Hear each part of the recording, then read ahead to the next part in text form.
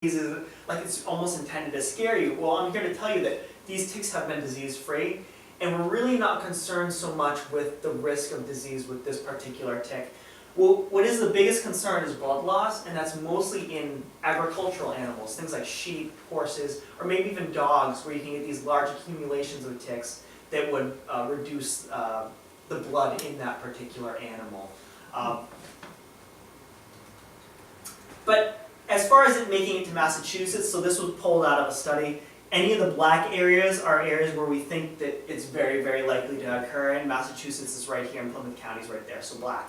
So it's not really a matter of if, it's a matter of when it's going to make its way up here. And you look up here, that's Maine, all the way up into Canada. So this tick is cold tolerant.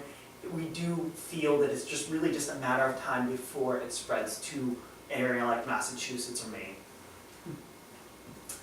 So the bottom line is you can't get sick if you don't get bit. So in addition to doctors diagnosing more cases or getting better, or the landscape changing and producing more ticks and more pathogens and more common, more higher infection rates, there is this third component of tick-borne diseases, and that's all, what are we doing to protect ourselves? So maybe these tick-borne diseases are rising because we've just been doing the same thing we've always done since the 80s and just not changing our behavior. So what can we do to protect ourselves? We can continue doing what we've always done and keep these tick populations high and these infection rates high, or we can use methods that we can rely on. So this is me. I'm not someone that locks themselves indoors all day. I like to do a lot of stuff outside. I like fly fishing, I like hiking, I like camping. I'll be gone for weeks at a time, not weeks at a time, but days at a time, maybe up to a week where I'll just be camping out in the woods. And even when I'm fishing here, a lot of times people say avoid tall grass, here's some tall grass. Avoid shrubby bushy areas, there's shrubby bushy areas. Because all the best fishing holes, you have to walk through all that. All the best places to camp, you gotta walk through all that. And I don't worry about ticks. I still do all these things, and I don't worry at all about them.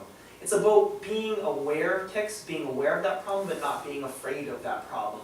When you get into your car and you drive, it's probably the most dangerous thing you do all day, get in that car and drive. But I don't know a single person that's like, I'm so scared of driving, I don't want to drive. They're just aware, they're saying, I'm going to focus on the road, I'm going to watch the stoplights, I'm not going to text and drive, I'm not going to drink and drive, I'm aware of all these things, and I can stay safe, and I'll get from A to B without an accident, hopefully.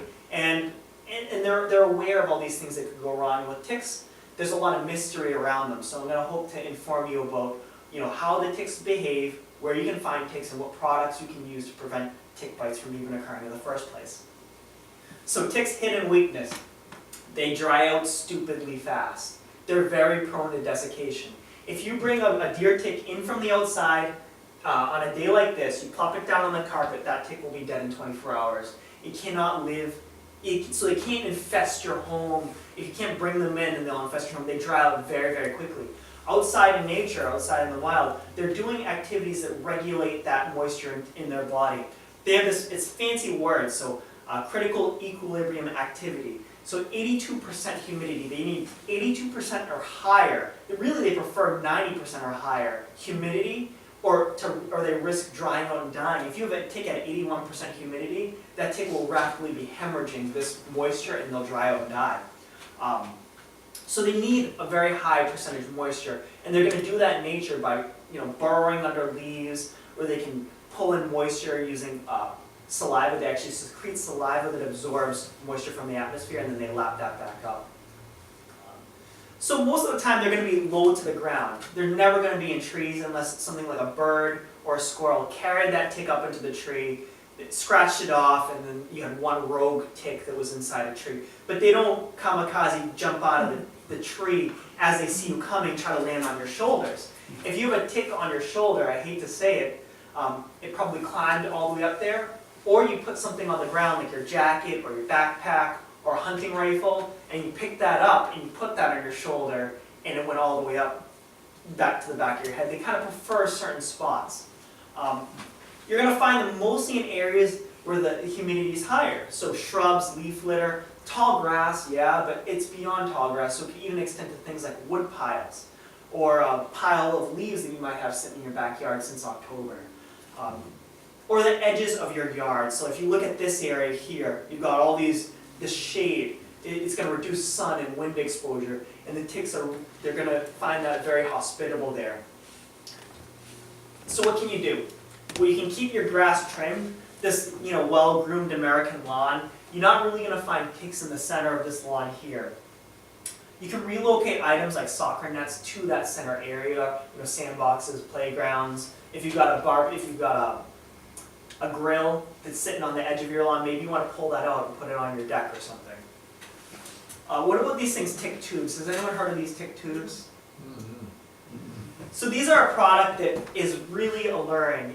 I admit that when I heard about these, I thought it was like so elegant and so amazing. And then when I really read the data on this, I found out that these tick tubes made no impact whatsoever on controlling ticks. So what they are is basically a toilet paper roll, and you might find online this do-it-yourself method of taking dryer lint or cotton balls, soaking them in this thing that kills ticks called permethrin, or it's an acaricide, shoving them in that toilet paper roll, putting it outside, and then hoping that mice come by, take that furry, soft, fluffy thing, bring it down into their burrow, cuddle up nice and cozy with it, and kill all the ticks on their body, come out and grab more. Well, these two strong studies done by Kirby Stafford and Tom Daniels, they expanded the initial work of these tick tubes out to multiple states and multiple counties and multiple years, and they followed that, and there was no change in the density of ticks whatsoever when these tick tubes were used. And they're expensive too, so don't waste your money on these. What they found is that not all white-footed mice have this propensity to hoard cute and fluffy things. Some of them do it, some of them don't. Some of them share, and some of them don't. So it might just, if you put out the tick tube and all the lint's gone, it doesn't mean they were all treated equally. You might just have one greedy mouse with a burrow full of these cotton balls that is one mouse that's tick immune, and then all the other mice are out there carrying around ticks.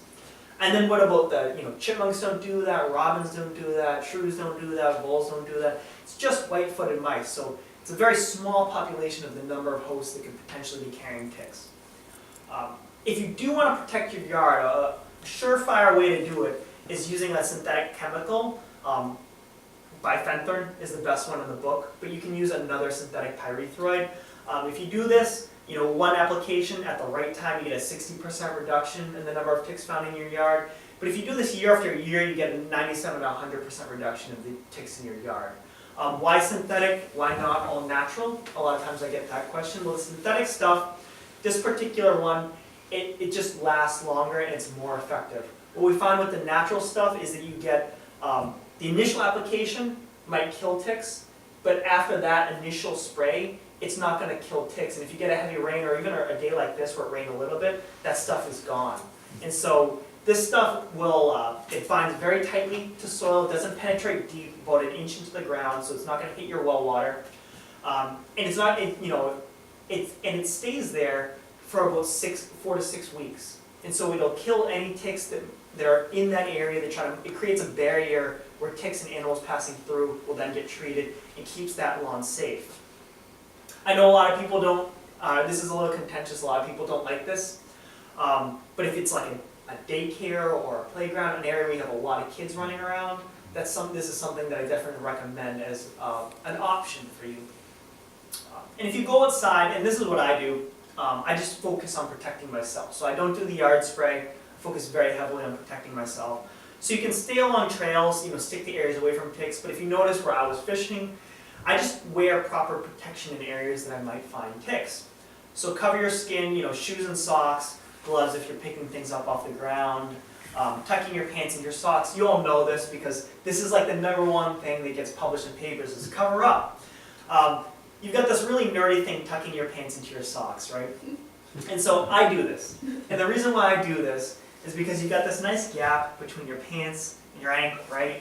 Sometimes ticks get up underneath this. And they don't always stop at the back of your knee. Sometimes they keep going, all the way up to places that only your doctor should have access to.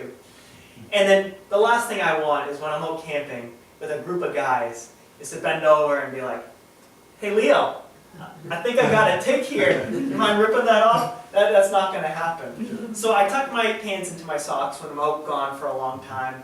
My friends make fun of me, but I catch bigger fish than them, so I don't really care. So what You can put on your clothes, this is for clothing only, and this will repel ticks, but it'll also kill any ticks that come in contact with it. It's called permethrin. And this is at 0.5% in this particular bottle, and it works very, very well. This is essentially your silver bullet when it comes to protecting yourself against ticks. I'll go into the woods, and I will collect ticks using a flag, and I might have 100 ticks, maybe 200 ticks on that flag when I'm done, and I won't have a single tick on my body. It works that well. It works very, very well. And when we get into things like, if it works that well, like what's it doing to me? That kind of thing. A lot of times people want to know about that. So like I said, there's 0.5% in here. And so what they find is that, I did the math on this. You would need to basically consume about 132 bottles of this for someone who's about 150 pounds for it to have any effect whatsoever. And that's per day. So, it's a lot. You need a lot of this stuff. You think ticks are sensitive to this and they're small. We're big. We're not arthropods. We're not arachnids. So you need a heck of a lot more for it to have an impact on us. This stuff has existed since the 1970s-ish, around the 1980s. And so that's the other thing, is people want to know, well, we don't know, is this stuff new? No, it's not new. It's been around for 30, almost 40 years. How much data do you really need to prove that something is safe for humans to use in the right way? You want 50 years of data, you want 60 years of data, when do you draw the line? For me, 40 years of data where they have no carcinogenicity, no ill effects, that's good enough for me. So again, only clothing and shoes. It's not to say that it's going to harm your skin. You might get skin irritation, but you're not going to get sick and die from it. It's that it won't bind properly to your skin. It's a lot like the dye in my shirt. You want to spray it on your clothes, let that dry. So if you want to go hiking tomorrow, the time to spray is like tonight. You spray it, you let that dry. On a fall day, it might take 40 minutes. On a wet spring day, it may take 2 or 3 hours. But you just want to make sure that that's dry before you put it on. What I do is I spray it down, and then I'll just go out and I'll touch a spot on it. And if it's still wet, then I just leave it. Or I just spray it with a lot of time in advance. So that sounds like a lot of work, but it lasts 6 washings or 1 month. So it's a lot of work up front. Not even a lot, but it's work up front. But then it lasts for a long time. You get this long protection. But keep cats away until it's dry, because even at a low concentration, it can be toxic to cats if it gets absorbed into their skin, or if they lick it. But this is my cat here. I love my cat. She's basically my baby. And these clothes were treated with permethrin, and she's okay. She lies on my clothes. She licks her fur when she's on my clothes. I just always wait for the pants to be completely dry before I let her get on. And that's okay. I've spoken with veterinarians on this, and they've said, no, that's fine as long as it's dry. It's just got to be dry. That's the bottom line when it comes to this stuff. So what do you want to do? What else can you do? What about skin? What if you're not the kind of person that likes to always wear long pants, especially in July? Or tuck your pants into your socks? What if you want to just protect your skin? Or if you're working on the yard, you want to protect your hands? We have these things called repellents, and they don't kill ticks. So they're one of those things, like I've known people who take off and they'll spray a mosquito, and they're thinking they're killing it, or the mosquito lands here and they'll spray it with off. That's not killing them. It's just the way that stuff works is it works almost like camouflage. It's knocking out their ability to detect that you're food. And so in ticks in particular, they have these things called Haller's organs. It's a little bit like a tick nose, and it's how these ticks sense where we are.